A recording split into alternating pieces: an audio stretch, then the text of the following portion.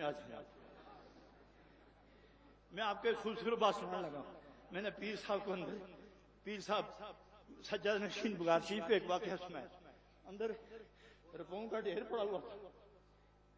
میں سنا دوں، کافی سارا ڈھیر پڑا ہوا تھا. تو ایک بزرگ آئے مجھے ملے نا، ہاتھ پکڑ کے دیکھتے اس طرف نہیں اور ہاتھ میرا دبا رہے ہیں. تو آستے سے کہتے ہیں بلے بلے. نہیں سمجھے آپ؟ لیکن اس کو اس بلے کا کیا مطلب؟ یہ چلے اور یہ بلے یہ کام کر کے ہوں گے. یہ ساتھ جس آدمی پر زکوٰۃ فرض نہیں وہاں بلے کا کوئی اطلاق نہیں. یہ ساری دولتیں آپ کی، میں نے اس دولت کو اور آپ کو ملا کر رسول اللہ کے قدموں پر قربان کیا ہوا.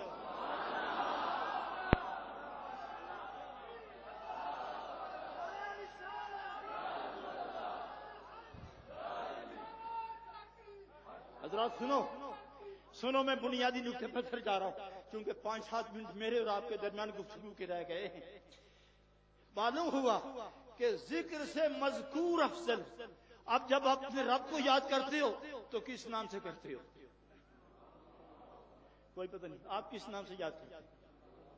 آپ کو پتہ ہی نہیں. آپ چپ رہنا، میں پہاڑ والوں سے پوچھتا ہوں کس نام سے یاد کرتے ہو؟ مسجد والے آپ بولو اللہ. اب سب بولو، ایک بار پھر بولو. یہ جو آپ نے اللہ کہا ہے یہ واقعی خدا ہے؟ بولو نہیں نا. یہ جو آپ نے کہا ہے اللہ، یہ واقعی یہی خدا ہے؟ نہیں نا. یہ کسی کا نام ہے. تو اسم اور مسمى ایک نہیں ہوتے، نام اور ہوتا ہے. جس کا نام رکھا جائے وہ اور ہوتا ہے. معلوم ہوا اللہ جو لکھنے میں آئے، جو حرف کے اندر آئے، جو محدود ہو جائے وہ اللہ نہیں ہے. یہ ہماری نظر میں بھی ہے، اسے ہماری نظر ادراک بھی کرتی ہے، احاطہ بھی کرتی ہے. خدا ادراک و احاطے سے باہر ہے. یہ اللہ نہیں، یہ اللہ کی پہچان کا ذریعہ ہے. پہچان کا ذریعہ وسیلہ ہے. جس کو ملنا ہو وہ اور ہوتا ہے اور جو وسیلہ بنایا جائے وہ اور ہوتا ہے.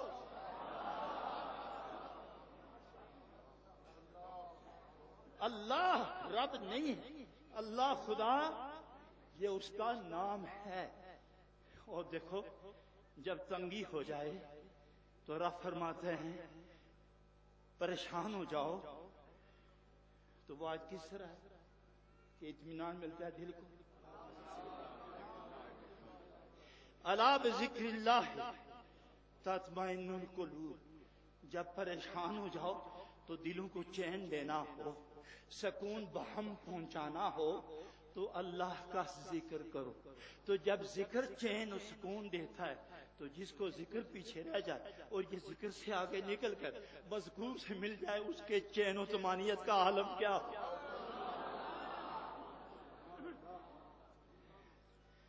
حضور سید عالم صلی اللہ علیہ وسلم ارشاد فرماتے ہیں کہ میں آپ کو آسمان کے ستاروں، میں تمہیں ایک اچھی خبر نہ بتا دوں. حضور بتائیں. فرمایا ایک ایسی بات نہ بتاؤں جو جہاد سے افضل ہو، جو نماز سے افضل ہو، جو حج سے افضل ہو، جو روزے سے افضل ہو، جو ہر صدقے سے افضل ہو، اور جو ہر ایثار سے افضل ہو، جو تہجد سے بھی افضل ہو. تو وہ سارے حیران ہو گئے.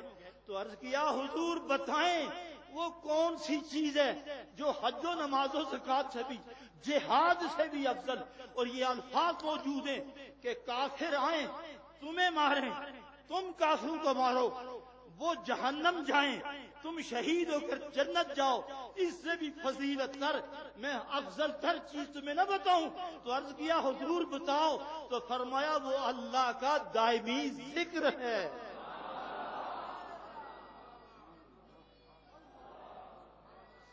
سنو جزاک اللہ بچے ماشاء اللہ. یہ اچھا اب میں ایک اور آپ کی کمزوری کی طرف جانا چاہتا ہوں. ان لوگوں کی طرف جو ذاکرین کے متعلق اچھی رائے نہیں رکھتے، میں ان کے متعلق ایک بات کہنا چاہتا ہوں. جو عالم ہوش سے لے کر آغوش قبر تک جوانی ان فوان شباب سے لے کر آغوش لحد تک اللہ کا ذکر کرتے کرتے کرتے روانہ ہو گئے. اور جب وہ قبر میں چلا گیا تو کیا خیال ہے آپ کا؟ اللہ کا ذکر تو اس سے ختم ہو گیا نا.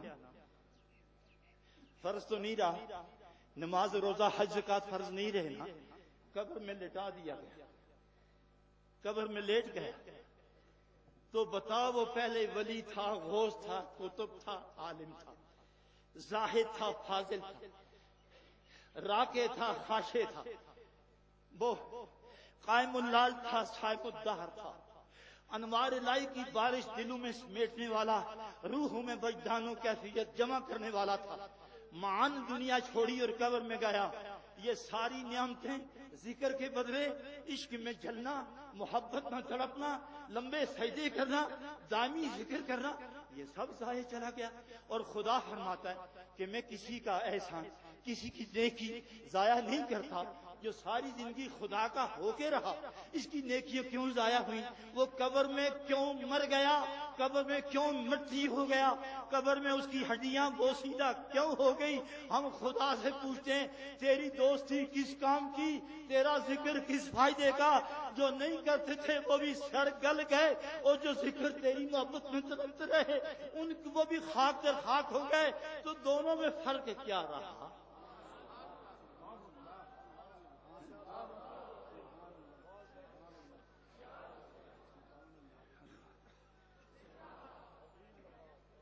سنیے، نبی کریم علیہ السلام نے فرمایا انبیاء زندہ ہیں،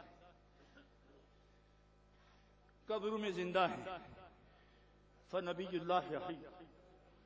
آپ تشریف سنیے میری بات، یہ آخری چند لمحے قیمتی.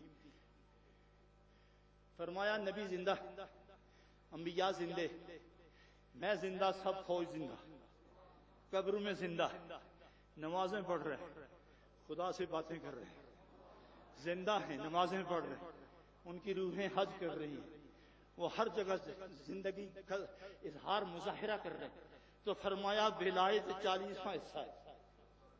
تو جز کا انکار کل کا انکار ہے. اگر کل زندہ ہے تو جز بھی زندہ ہے، اگر جز مر گئی تو کل کی وجود نہیں. اگر کل زندہ ہے تو جز زندہ ہے، جز مر گئی تو کل کا اعتبار نہیں.